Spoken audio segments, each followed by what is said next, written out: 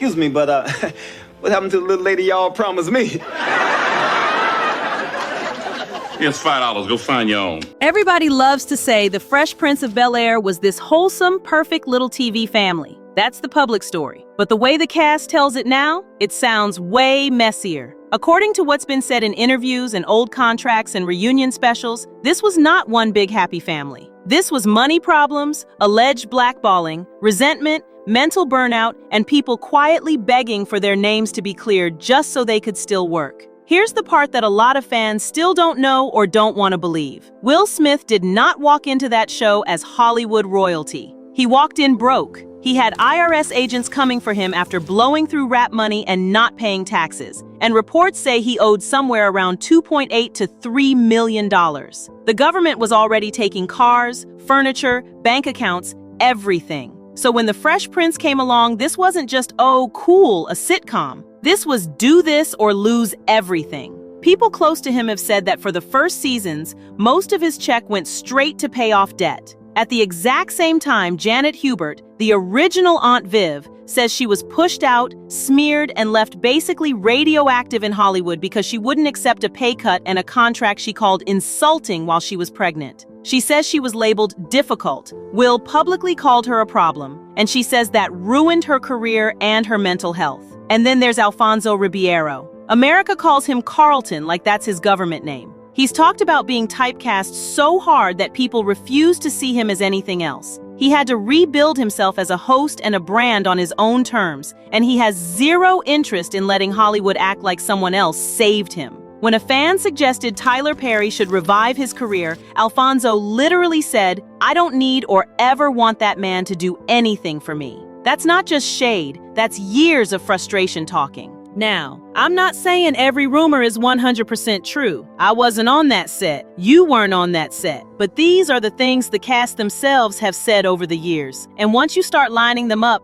the pattern is uncomfortable. So let's walk through it. Let's talk about the money, the blacklisting, the trauma, and the fallout. And I'll tell you what I think as we go, because the Fresh Prince family story we were sold might not be the one they actually lived. So first, how did we all get fooled? Easy. The show was marketed like comfort food. It opens with that goofy theme song, Will in neon jackets, Carlton dancing in pastels, Uncle Phil laying down tough love, Ashley being adorable. It felt safe. It felt rich. It felt like proof that a black family could live in Bel-Air, have money, argue, hug, and still sit down for dinner at the end. That image, black success without stereotype, was a huge deal in the 90s. But as good as that looked, people on that set say it wasn't just kids having fun. Even the youngest cast member, Tatyana Ali, said she felt adult pressure immediately. She joined at 11:11. She's talked about how even something innocent, like her first on-screen kiss, turned into a full-on spectacle. Cast members who weren't even in the scene showed up just to watch, tease, joke, and basically make it 10 times more humiliating. She said at the time she wanted to disappear because it felt like this private moment suddenly became entertainment for everybody. So right away you're seeing it. This wasn't just a sitcom. It was a machine. Everyone on that set, no matter how young, was part of keeping that perfect family myth alive. And when you have a machine that valuable, anyone who messes up the vibe becomes a problem. Here's my actual hot take. The Fresh Prince wasn't built on love. It was built on survival. Let's start with Will. We all saw him as this naturally funny kid from Philly who just magically got a TV show. That's not what happened. Before Fresh Prince, Will Smith was already famous as a rapper with DJ Jazzy Jeff and the Fresh Prince, Grammys, hit records, all that. But fame isn't the same thing as money. He spent fast, didn't handle taxes, and suddenly the IRS is knocking like, run it. By the late 80s, early 90s, he reportedly owed around $2.8 to $3 million. He has admitted they basically took everything and started garnishing what he made. Enter Quincy Jones. Quincy is not a producer. Quincy is an ecosystem. According to Will, Quincy basically forced an audition in his own house in front of actual NBC executives, not in a conference room, in the middle of a party. Quincy handed Will a script, gave him like 10 minutes, cleared the furniture, and said, perform. That is the moment the Fresh Prince was born. Will wasn't trying to be an actor. He was trying not to drown. And that matters, because when your entire financial survival depends on a brand new show, you are going to do whatever it takes to protect that show and protect your position inside it. That I'm the star energy, people felt that. People resented that. And you'll see why in a second. Now let's talk about the pressure cooker that created. When adults are stressed, kids feel it first. Tatyana Ali has said she could tell, even as a preteen, that this wasn't just a sitcom. It was money, egos, and real-life stakes. Imagine being 11, and your first kiss isn't sweet or private. It's an event. Grown co-stars who aren't even in the scene are showing up just to stare, laugh, and put more eyes on you. She said years later she was mortified and just wanted to die of embarrassment in that moment. That's not a TV family. That's a work environment where even your personal milestones are content. So if that's what the youngest cast member went through, what do you think it was like for the adults? Especially someone like Janet Hubert, who came in with real theater credits, real training, and zero interest in playing background. Janet Hubert was not just the mom. She was a classically trained actor with Broadway credibility, and she played Aunt Viv like an actual full person. Smart, sharp, stylish, could check anybody in the room, and had her own ambitions. She wasn't doing the soft, one-dimensional, yes dear sitcom wife. She was doing layered, grown woman work. Behind the scenes, though, she says things got ugly. By season 3, she was pregnant and renegotiating her deal. According to her, they offered her a renewal that slashed her pay and locked her down so she couldn't take other jobs. She called it basically a trap contract. Take less money, accept being sidelined, or you're out. She refused. Next thing fans know, new Aunt Viv. No explanation, just, she's gone.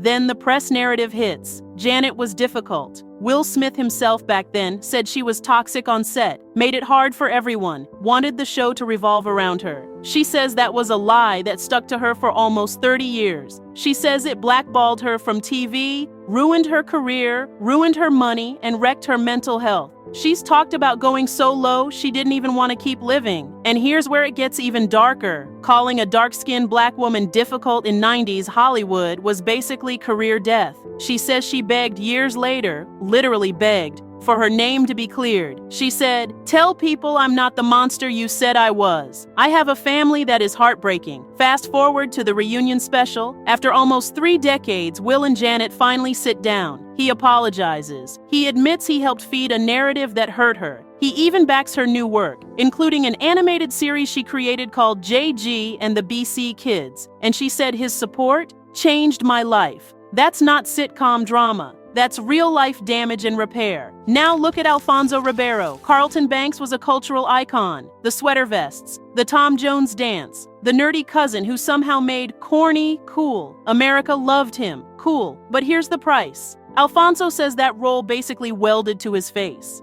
He said he was typecast so hard that people literally couldn't see him as anything but Carlton, and Hollywood wouldn't let him be anything else. Will Smith got blockbuster movies, Oscars, $25 million checks. Alfonso did not get that rollout. After the show, instead of getting huge film roles, he pivoted. He directed episodes of TV. He reinvented himself as a host. He became the face of America's Funniest Home Videos and co-hosted Dancing with the Stars. That's not an accident. That's him creating a lane where nobody can tell him, just do the Carlton dance and leave.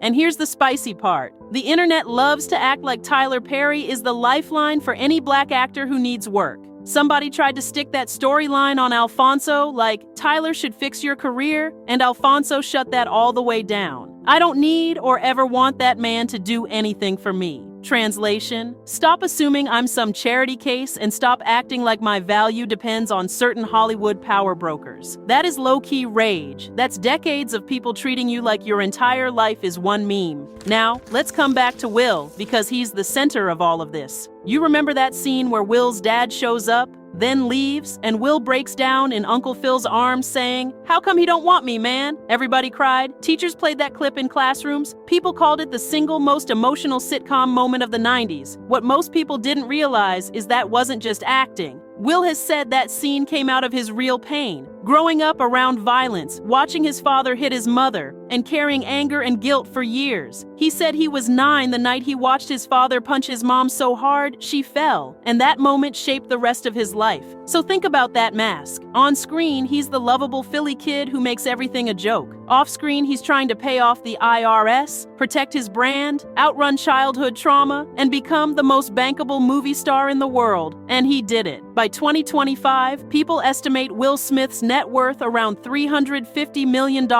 He's pulling $25 million paychecks on movies like Bad Boys, Ride or Die, and still getting huge offers. But even he says money didn't fix the mess in his head. He's literally said, after 50, you realize none of that can actually make you happy. And then, the slap.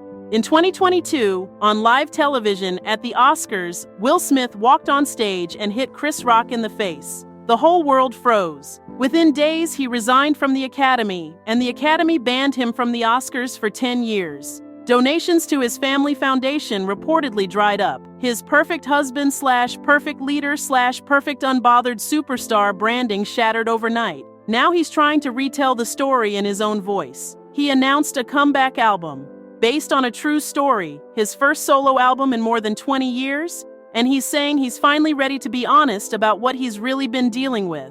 Translation: he knows the mask cracked, so now he's trying to control the narrative instead of letting tabloids do it for him.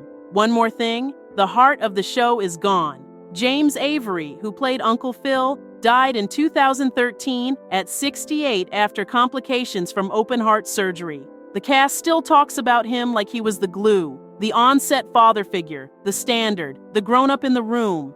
They say every single one of them learned from him. When he passed, they all said the same thing. He wasn't just Uncle Phil on TV, he was Uncle Phil to them. So here's how I see it now.